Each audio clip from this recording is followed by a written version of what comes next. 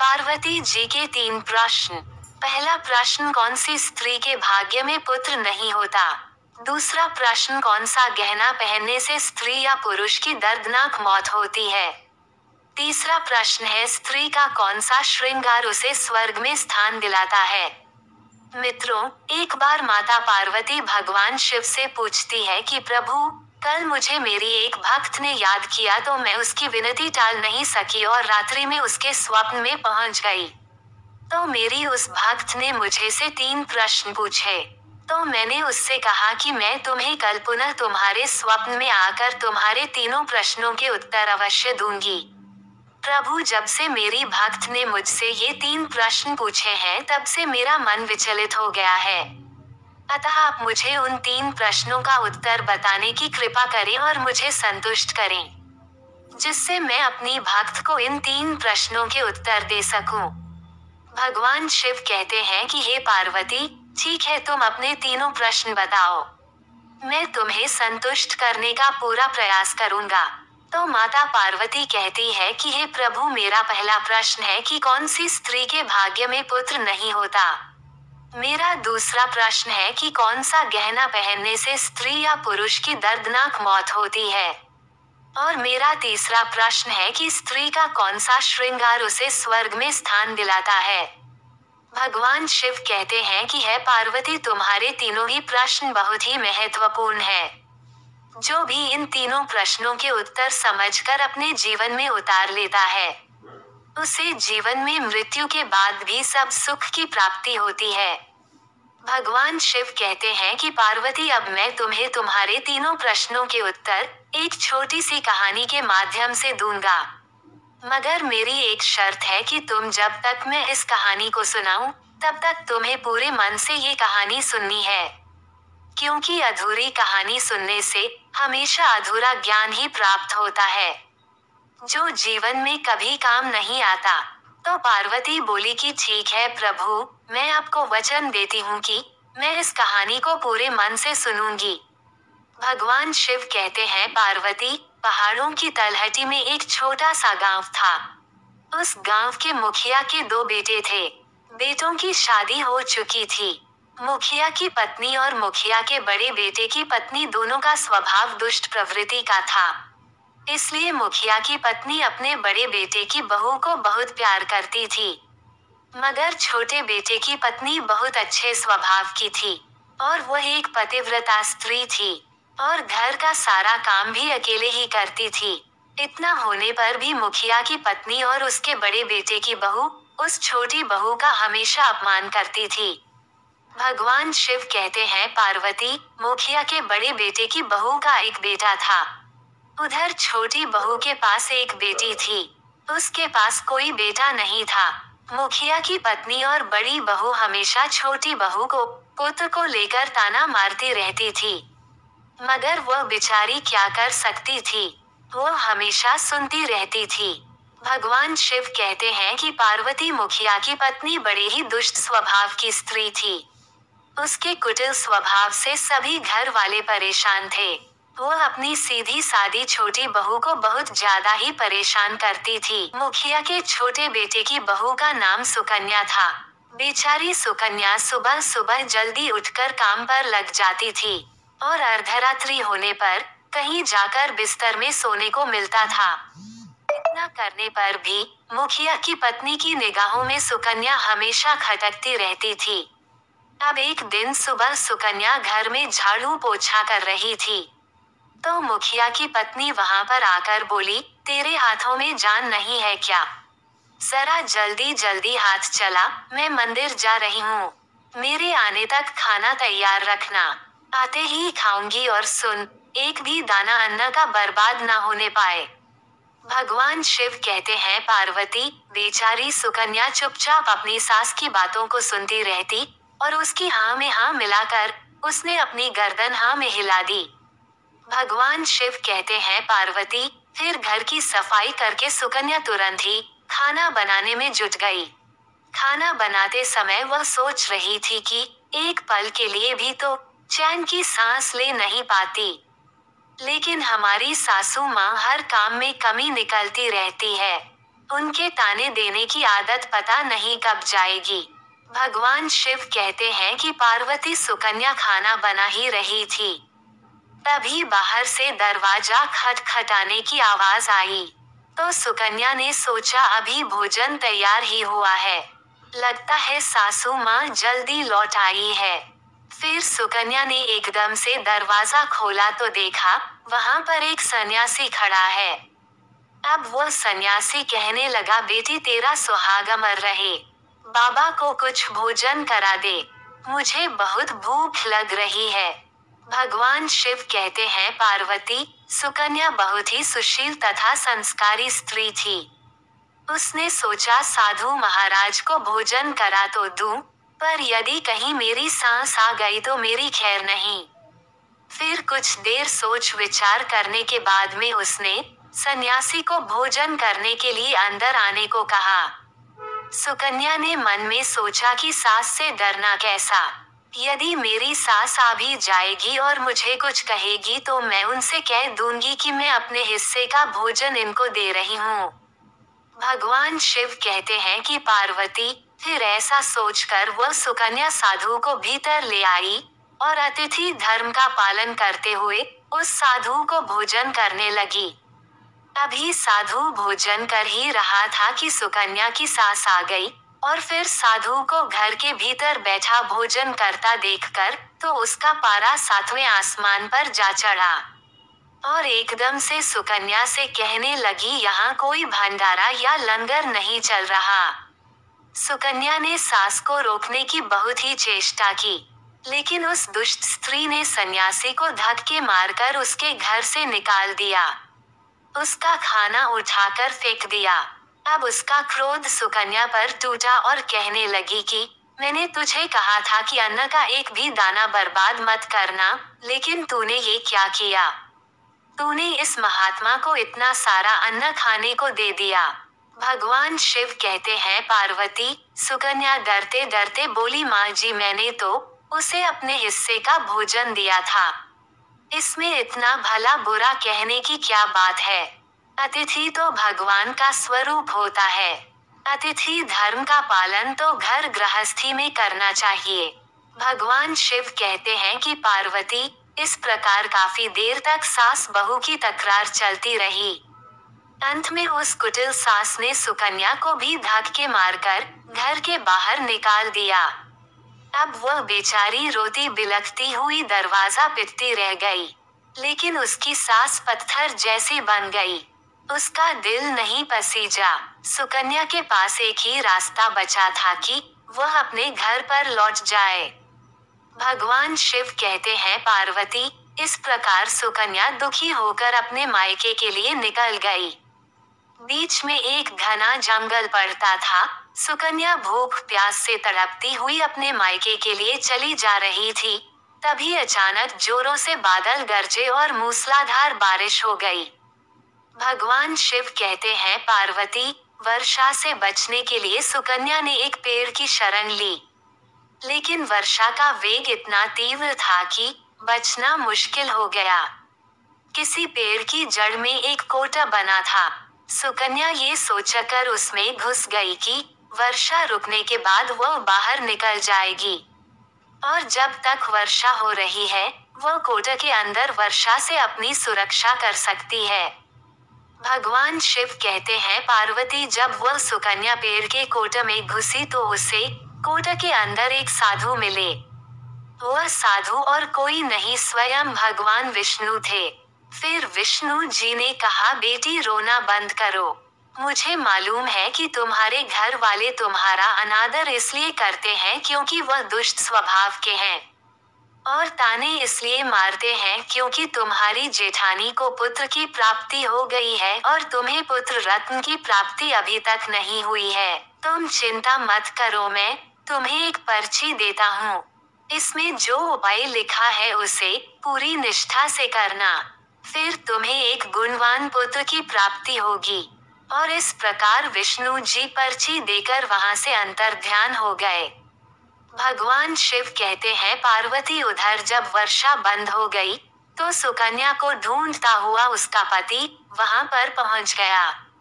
फिर वह सुकन्या अपने पति को लेकर के मायके ना जाकर इस जंगल में एक कुटिया बनाकर रहने लगी। फिर एक दिन सुकन्या को पुत्र का ख्याल आया और सोचने लगी, यदि मेरे पास भी एक पुत्र होता तो ससुराल में मेरी भी इज्जत होती। अब वो सुकन्या ऐसा सोच ही रही थी कि तभी उसे संत की दी हुई वह पर्ची याद आ गई। फिर सुकन्या ने पुत्र प्राप्ति के लिए उस पर्ची को पढ़ा तो उसमें लिखा था कि बेटी पुत्र प्राप्ति के लिए स्त्री को रात्रि के शयन काल में पुरुष के बाईं तरफ सोना चाहिए। ऐसा करने से कुछ समय के बाद में बाईं करवट लेटने से नाक का दायां स्वर और दाहिना करवट लेटने से नाक का बायां स्वर चालू हो जाता है।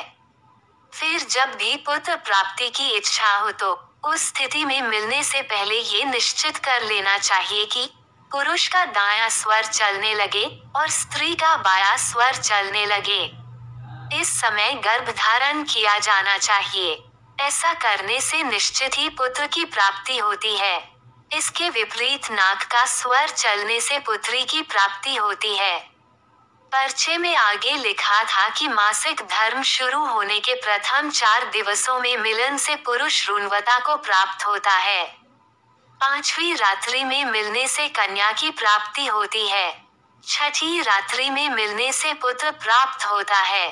7वीं रात्रि में मिलने से बंध्या पुत्री होती है और 8वीं रात्रि में मिलने से ऐश्वर्यशाली पुत्र होता है। 9वीं रात्रि में मिलन से ऐश्वर्यशाली पुत्री प्राप्त होती है। 10वीं रात्रि में मिलने से अति श्रेष्ठ पुत्र होता है।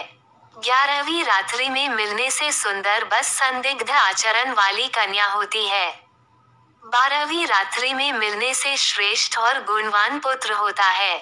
13वीं रात्रि में मिलने से चिंतावर्धक कन्या और 14वीं रात्रि को मिलने से सद्गुणी और बलवान पुत्र प्राप्त होता है।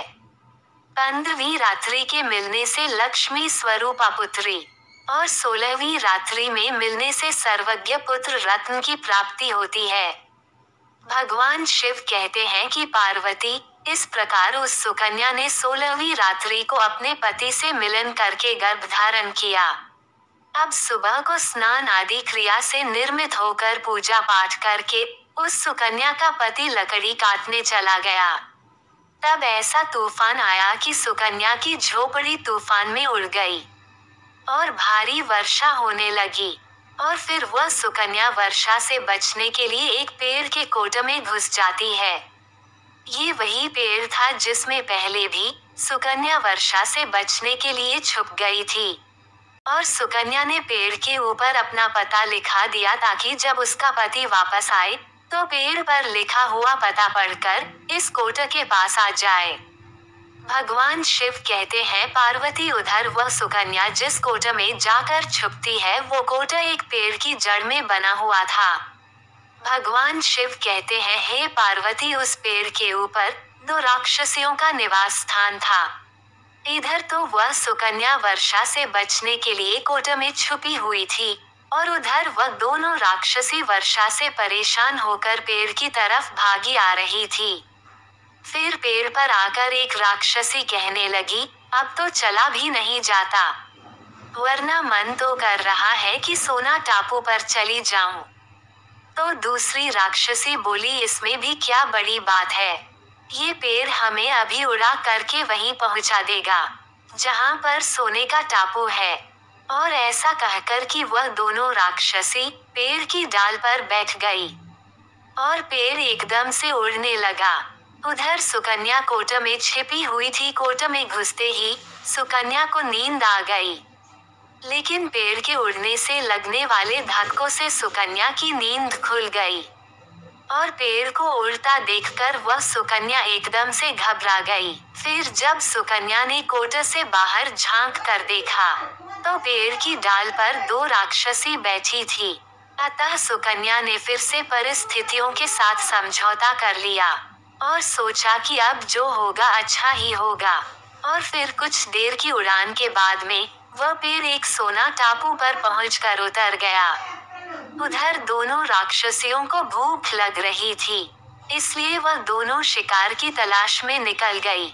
भगवान शिव कहते हैं पार्वती उन दोनों राक्षसियों के बाहर जाने के बाद वह सुकन्या कोट से बाहर निकली और उसने चैन की सांस ली। अब जैसे ही सुकन्या ने सोना टापू पर फैली रेत को देखा तो एकदम से अचंभे में पड़ गई कि यह रेत तो चमचमा रही है। और फिर जैसे ही सुकन्या ने रेत को हाथों में उठाया तो एकदम से चिल्लाने लगी, अरे ये तो सोने की रेत है। और फिर सुकन्या ने अपनी धोती के आंचल में जितनी रेत बांध सकती थी उसने बांध ली और फिर पुनः आकर चुपचाप इस कोट में घुस गई। भगवान शिव कहते हैं पार्वती इधर तो उस सुकन्या का कोट में पुनः वापस जाना हुआ। उधर दोनों राक्षसियां पेड़ पर वापस आ गई और आपस में कहने लगी आज तो भरपेट खाना खाकर पूरी तृप्ति हो गई। अब चलो वापस लौट जाते हैं हम जहां से आए थे। और फिर उसी प्रकार थोड़ी ही देर में वह पेड़ उड़कर फिर उसी स्थान पर पहुंच गया जहां से वह पेड़ उड़कर गया था। भगवान शिव कहते हैं पार्वती वह सुकन्या तब तक उस कोट में छपी रही जब तक वह राक्षसियां किसी कारण वश पेड़ के बाहर नहीं निकली। और जैसे ही दोनों राक्षसी उसे पेड़ के बाहर गई वैसे ही सुकन्या सोने की रेत लेकर उस कोट से बाहर आ गई और मन में सोचने लगी कि इतना सारा सोना देखकर तो मेरी सासू माँ खुश हो जाएगी और मैं अब अपनी ससुराल में वापस जाऊंगी। अपनी सासू माँ को इतना सारा सोना दूंगी फिर वो मुझसे कभी भी नफरत नहीं करेगी और हमेशा के लिए प्यार करने लगेगी।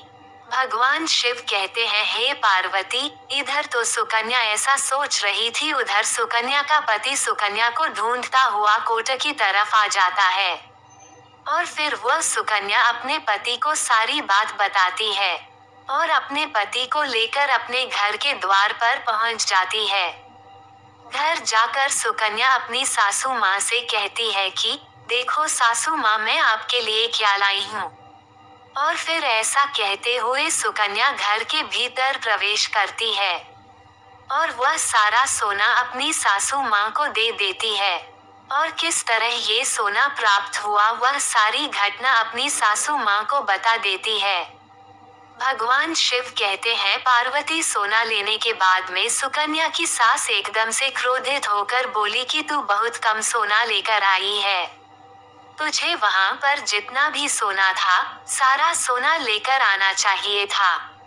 फिर अपनी सास की बात सुनकर कि वह सुकन्या कहती है माँ जी हमारी 3-4 पीढ़ियों के लिए इतना सोना काफी है। तो सास कहने लगी अरे मूर्ख सोना भी कभी काफी होता है जितना हो उतना ही कम है। अब देख मैं जाऊंगी फिर देखना कितना सोना बटोर कर लाती हूँ। भगवान शिव कहते हैं हे पार्वती सुकन्या ने अपनी सास को बहुत समझाया पर उस लालची दुष्ट स्त्री की समझ में एक भी बात नहीं आई। उसने सुकन्या की एक भी बात नहीं सुनी और जाकर के उस पेड़ की कोट में बैठ गई। उधर वह राक्षसियां जैसे ही पेड़ पर आई तो एकदम से वह पेड़ हिलने लगा। इधर तो पेड़ उड़ता हुआ जा रहा था।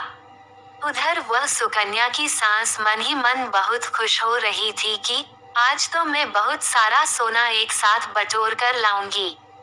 भगवान शिव कहते हैं पार्वती इधर तो सुकन्या की सास अपने मन में खुशियां मना रही थी। उसी समय पर एक राक्षसी कहने लगी चलो आज स्वर्ण द्वीप पर ना चलकर के मत्स्य द्वीप पर चलते हैं। आज मछलियां खाने का बहुत मन हो रहा है। और फिर जैसे ही राक्षसियों ने मछलियां खाने का मन बनाया वैसे ही वह पेड़ मत्स्य द्वीप की तरफ उड़ चला। भगवान शिव कहते हैं पार्वती इस प्रकार राक्षसियों की बात को सुनकर कोट में बैठी वह लालची स्त्री स्वयं पर संयम न रख सकी और एकदम से बोल पड़ी, अरे तुम सोना टापू क्यों नहीं जा रही हो? मत्स्य द्वीप मत जाओ, सोना टापू पर चलो। अब जैसे ही उस लालची स्त्री ने इतनी आवाज दी कि राक्षसियां समझ गई कि इस पेड़ की कोट में कोई जरूर छिपा बैठा है और उन्होंने एकदम से जैसे ही कोट में प्रवेश किया और फिर जैसे ही दोनों राक्षसियों ने उस लालची स्त्री को देखा तो एकदम से उठाकर उसे पेड़ के नीचे फेंक दिया। और धरती पर गिरते ही उस लालची स्त्री के प्राण पाखा उड़ गए। जब ये सूचना मुखिया को मिलती है कि उसकी पत्नी मर चुकी है, तो मुखिया एकदम से अपने छोटे बेटे की बहू यानी सुकन्या के पास जाता है और उससे कहता है, बेटी मैं तो इसे पहले से ही समझाता था कि तू ऐसा काम मत कर, लालच नहीं करना चाहिए और बहुएं बेटी की तरह होती है, उनको प्यार देना चाहिए। मगर मैं क्या करूं?